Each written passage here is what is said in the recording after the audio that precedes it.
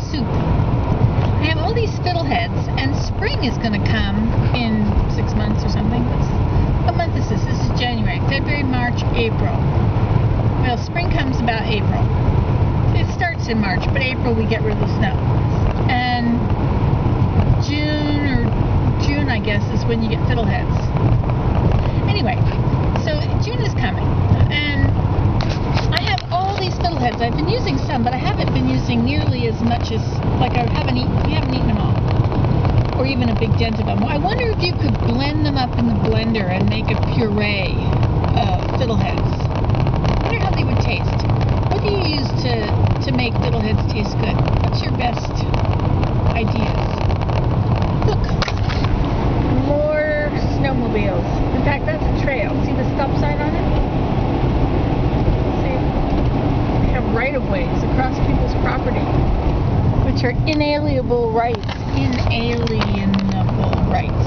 You can't get rid of them. Once you've let the snowmobilers have access across your property, you're stuck. They will come forever, and you can't take it back. Yeah, put that in your pocket. Okay, well, we're at the big intersection here now. Yes, sirree, let's check it out. Yep, there we go. We got a turn. Oh, I should have put my blinker on. Well, you know, we can't be perfect every day. Wouldn't it be boring life if you were perfect every day? If I were perfect every day, would you bother to watch? I mean, really, let's get real here.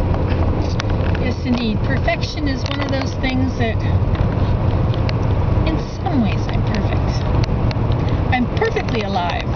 Totally and completely and perfectly alive. There's no part of me that's dead.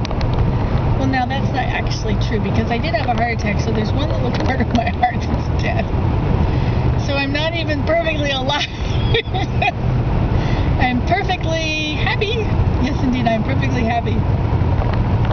I guess I'm perfectly happy. But I might not be completely happy. There might be some little bit of me that's not happy. I'll just pretend I'm perfectly happy. And I'm completely and perfectly moving through space. I'm in a car moving. Almost. That guy almost creamed me. But he didn't. Do you want to look at me, or you want to look at the weather? I understand. Look at those pretty fences. I love our fences. This is the fence capital of the world. Well, it's the fence capital of my world. See how high the snow is? It covers the fences up. When I was young, and my cousins told me that the ground froze in Connecticut a foot deep, I thought, forget it. What are you saying? Liar, liar, pants on fire. But no, it really is. Here, we have to put our pipes 5 feet deep to keep it away from the ice.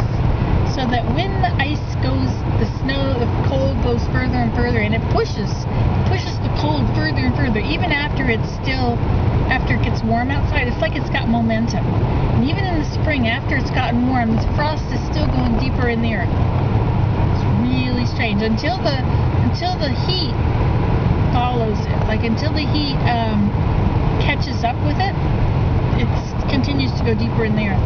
It was 7 feet deep one year. A few years ago. It was a very cold winter. We didn't have a snow cover, I think. Why are all their cars up there? Look at this. Big, huge traffic. Yes, indeed. And to this you laugh. You say, ha, this is traffic. You haven't seen anything, lady. I have. I'm just pretending. For me, this is a lot of traffic. I have to pay attention. That's right, I can't just sleep when I drive. No, sir, I have to watch what I'm doing, because there are other cars out here. And if you just don't do what's the right thing, you could have an accident.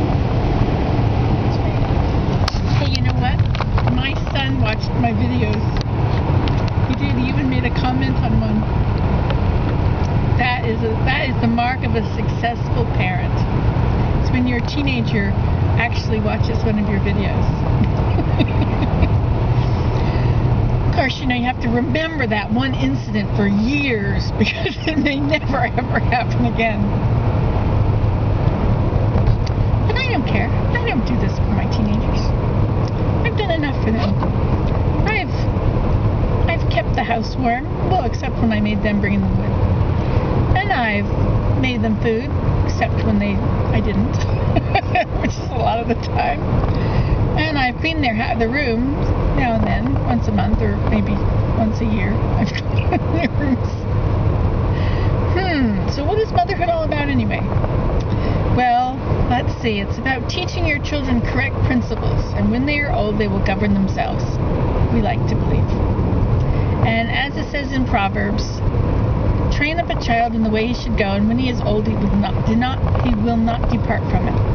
So I've trained them up in things about right and wrong and values, and good and evil.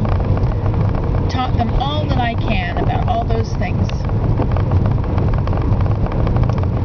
But I didn't really get into the cooking dinner.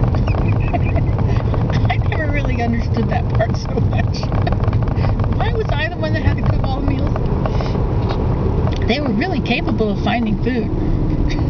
Just send them on an Easter egg hunt. They'll find the food. Send them out trick-or-treating. They'll find the food. That's not my problem, is it?